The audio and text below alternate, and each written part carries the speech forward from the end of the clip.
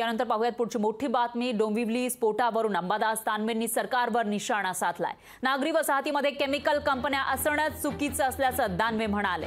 Dombivli MIDC मध्ये technical टीमच नव्हती असाही दावा दानवेंनी केला आहे। तर ठाकरेंच्या काळामध्ये कंपन्या स्थलांतरित करण्याचा निर्णय झाला होता, पण नंतर त्याबाबत कुठलीही पावलं उचलली गेली नाही असा आरोप दानवेंनी केलाय। अनधिकृत उद्योग चालवणाऱ्यांना सरकार पाठिंबा देत असल्याचा आरोपही अंबादास दानवेंनी केला।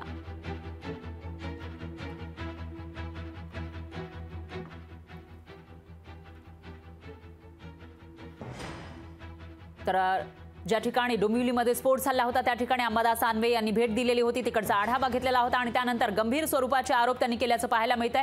तर अनधिकृत उद्योग चालवणाऱ्यांना सरकार पाठिंबा देत असल्याचं दानवे म्हणतायत आणि ठाकरेंच्या काळामध्ये स्थलांतरित करण्याचा निर्णय झाला होता, पण पुढे सरकारनं काहीही केला नाही असा आरोप त्यांनी शिंदे फडणवीस सरकारवर केलाय। या भागात बैठक झाली होती। या भागात अशा पद्धतीने जवळपास 450 फॅक्टरीज आहे, त्यातल्या 5 फॅक्टरीज ज्या विषारी केमिकलच्या आहेत या इंडस्ट्रियल एरियाच्या बाहेर शिफ्ट करण्याचा आदेश झालेला आहे। काल ऐकलं काही जण, काल महाराष्ट्राचे मुख्यमंत्री इथे येऊन गेले, त्यांनी सांगितलं की आम्ही अंबरनाथ आहोत, परंतु हा निर्णय 2 वर्षापूर्वी झाला। हे आल्यानंतर याच्यावर एक पाऊलही पुढे उचललं गेलेलं नाही। या ॲक्सिडेंटची वाट बघत होते का? एवढ्या 7-8 जणांचा बळीची वाट आपण बघत होतो, कारण हा ॲक्सिडेंट या इंडस्ट्रियल एरियातला पहिल्याने माझ्या माहितीप्रमाणे मागच्या 2016-17 पासून 5वा-6वा हा ॲक्सिडेंट आहे।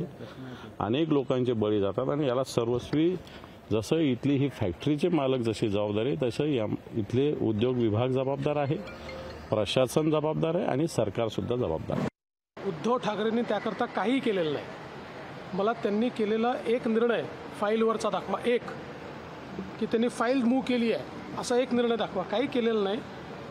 पण मला असं वाटतं की या घटनेचं गांभीर्य लक्षात घेतलं पाहिजे आणि या सगळ्या उद्योगांना अल्टरनेट जागा दिली पाहिजे, त्याकरता निश्चितपणे सरकार पुढाकार घेईल। तर यावर नाना पटोलेंनी काय म्हटलेलं आहे तेही बघूयात।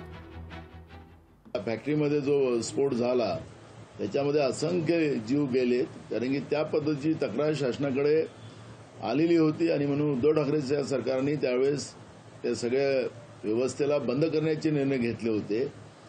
पण हे खोक्याचं सरकार महाराष्ट्रात आल्यानंतर त्या उद्योगपत्यांकडून पैसे घेऊन तो उद्योग चालू ठेवला आणि काल झालेली घटना या अनेकांचा जीव घेऊन गेली।